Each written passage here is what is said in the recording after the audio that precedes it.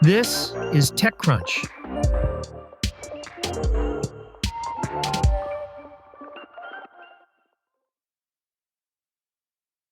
Netflix could soon lose the creative team behind one of its biggest hits. As TechCrunch's Anthony Ha wrote recently, Variety and other Hollywood publications reported that Matt and Ross Duffer, the brothers who created Stranger Things and wrote and directed many episodes, were in talks to sign an exclusive deal with Paramount, now under the ownership of David Ellison's Skydance.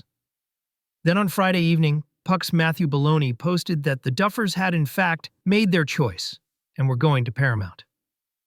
The Duffer brothers' ambitions seems to have increased with each season of Stranger Things. As episodes have grown longer, set pieces have become more spectacular, and the budget has grown accordingly, with a reported Season 4 cost of $30 million per episode. So it's not surprising that the Duffers are interested in making big-budget tentpole movies next, an area where Netflix has struggled, in part due to its thorny relationship with the theatrical business, which co-CEO Ted Sarandos recently described as an outdated concept.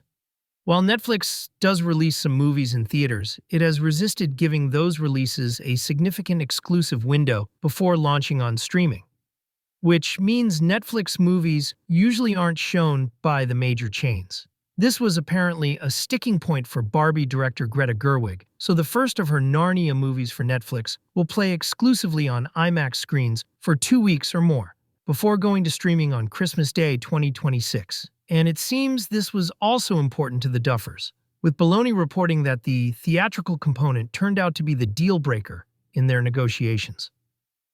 The brothers' absence will not be immediately noticeable on Netflix, which will be releasing the final season of Stranger Things in 3 parts later this year, and where the Duffers have 2 new shows scheduled to launch in 2026. Plus, the Stranger Things empire is growing, with a prequel playing on Broadway, an animated series coming soon, and a live-action spin-off reportedly in the works.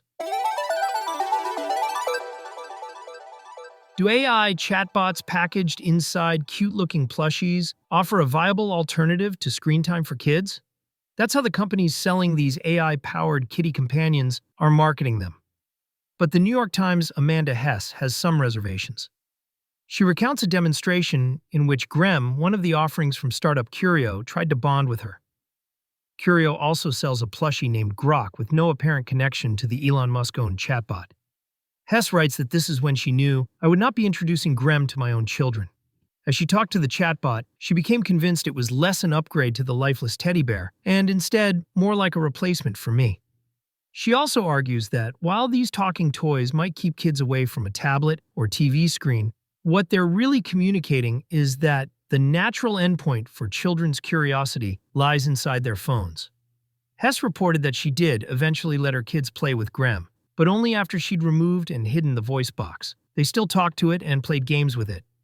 Then they were ready for some TV.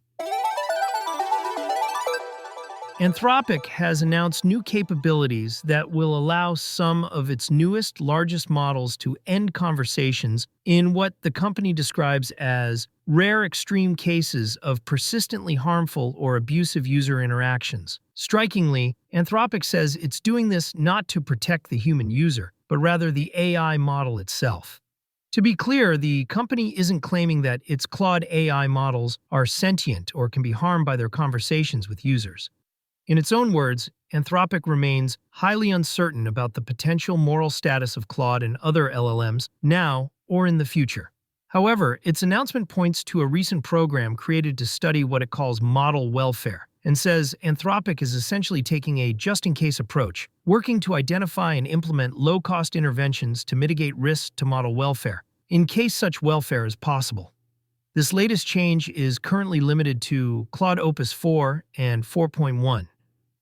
And again, it's only supposed to happen in extreme edge cases, such as requests from users for sexual content involving minors and attempts to solicit information that would enable large-scale violence or acts of terror.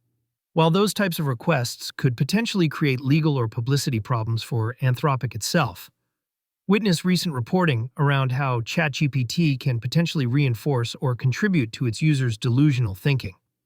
The company says that in pre-deployment testing, Claude Opus 4 showed a strong preference against responding to these requests and a pattern of apparent distress when it did so.